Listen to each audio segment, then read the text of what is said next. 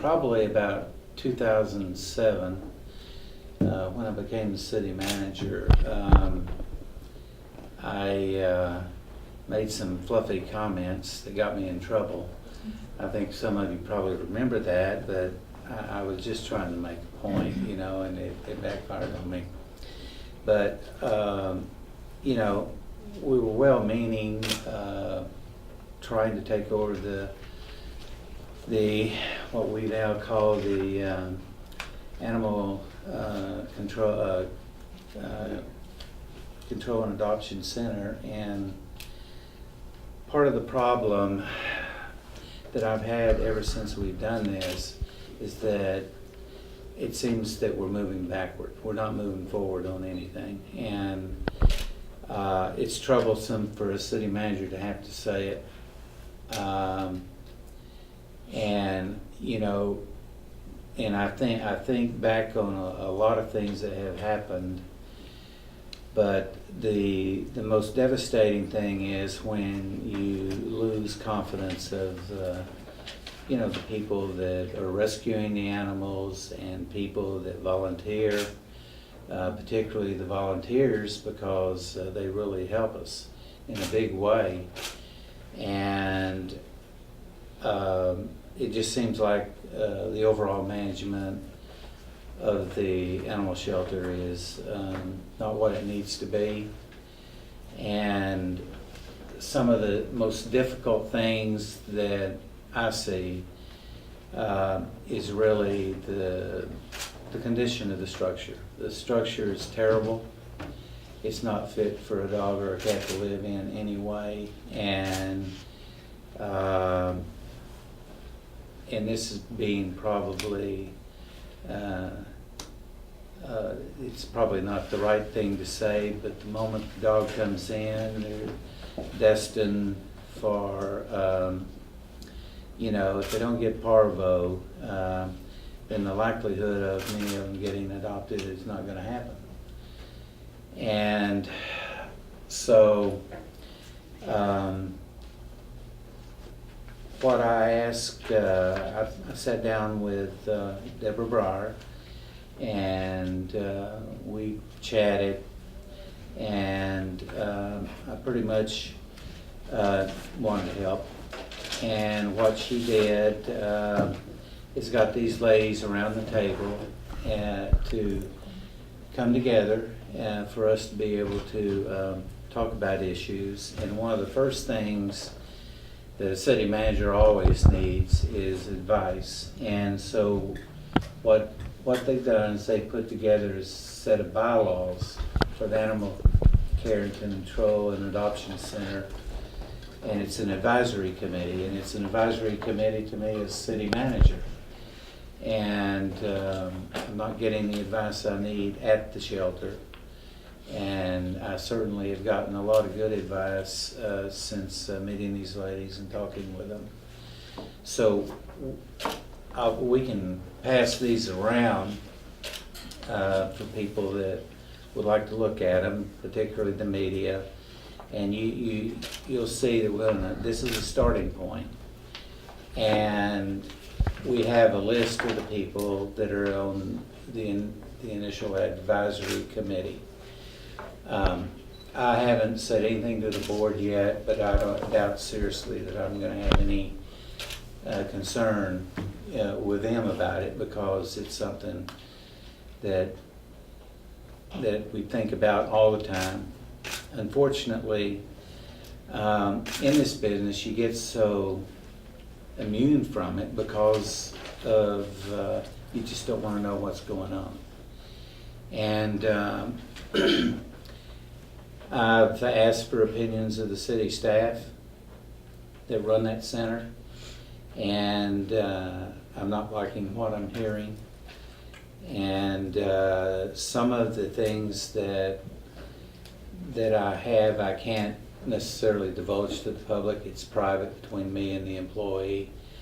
But it's some of them, you know, they're just not appreciated enough. And if you were to read some of the things that they've talked about, you would probably be in tears. That's how difficult it is. Now, I'm animal lover. I happen to be partial to schnauzers.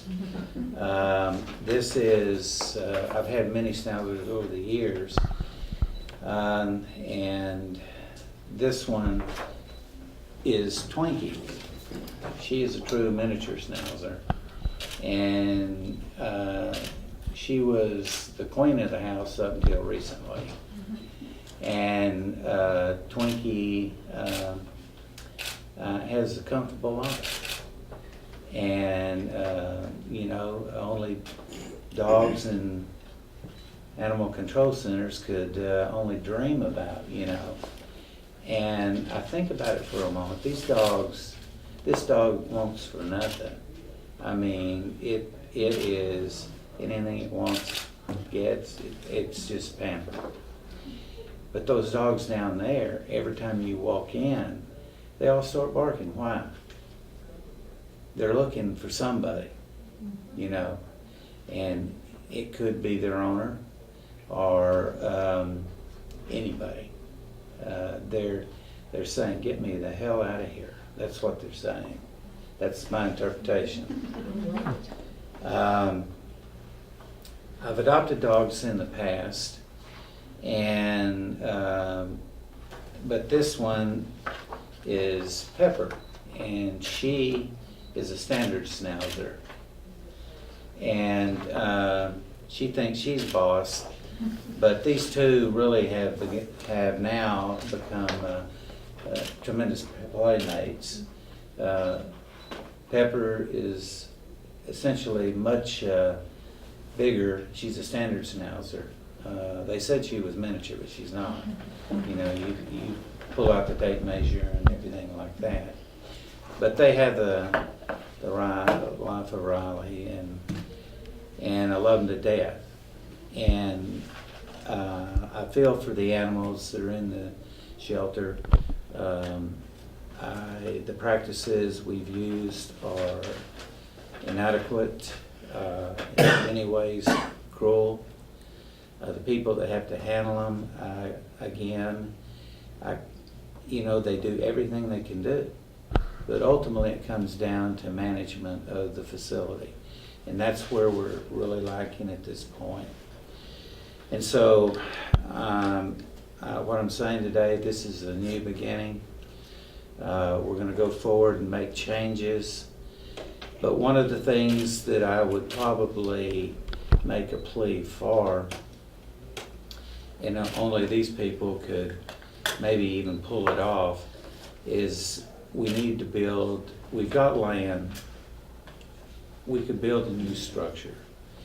And then we could seriously evaluate, and I don't think there's much evaluation about it. I think the end game is to try to have a no-kill policy. If you were to read one of the letters from the person that's having to both try to help them and at the same time euthanize them or kill them, that's the better word. You know, you wonder how, particularly at the low wage they make, how they could even do it. You know, it's just, I couldn't take it. And I have had meetings with this person, just if nothing more to hold hands with him. But he's got a conscience, and he's really conflicted, and it bothers me as well. So I think we can do better, and I think that we can move forward. And with these ladies' help, and anybody else that wants to get involved, maybe we can change the events in Texarkana, Arkansas. So those are all my prepared comments. You know, it's I'll be glad to answer any questions, and these ladies here, feel free to ask them as well. I'm sorry, I'm unfamiliar. Are you guys part of an advisory committee? Are you shelter volunteers? Why don't y'all pass Yes. those down? Okay. So you might talk about your role. Are you part of the new advisory committee that will be Yes, on board? all of us here are part of that advisory committee. And I'm what- actually the chair. This Okay. is the vice chair. Okay. And what is you say the overreaching goal is to create a no-kill shelter, but what are you really trying to look for in order to get that? We're actually trying to go through and make sure the policies and procedures that should be in place are in place and are being actually utilized, because at this point they're not. There are a lot of things the shelter is not doing, it should be doing as far as just shelter protocol. They've not been done for years, and a lot of the issues have to do with the health of the dogs.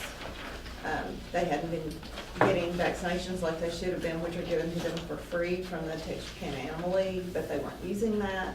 There are a lot of things that they haven't been doing, that we've been going down there as volunteers and as rescues and pulling dogs from there that we've been finding out, and then trying to come back in and change all of that.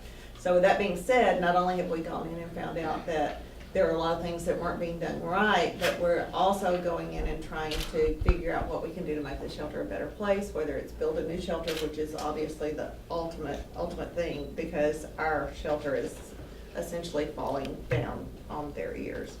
So our goal is to create awareness in the community of what the needs are, how we can go about fixing those, get volunteers more back, because a lot of our volunteers had left because there's poor management there and they were not treated what they felt like was appropriately.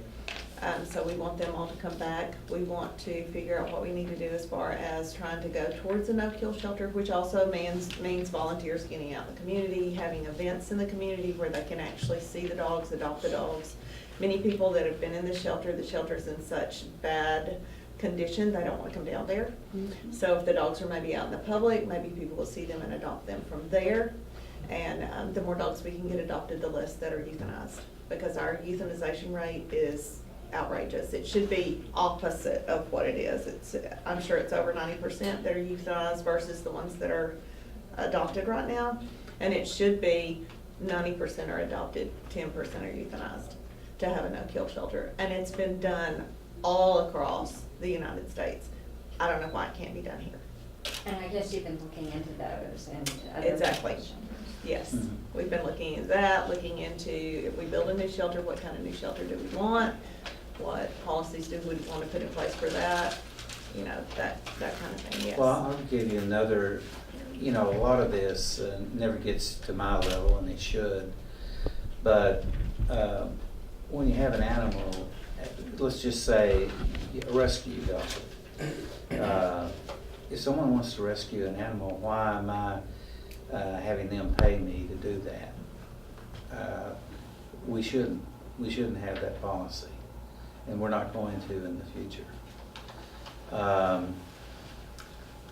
I also think that our animal control officers that we have need to think through a lot of things they do as well.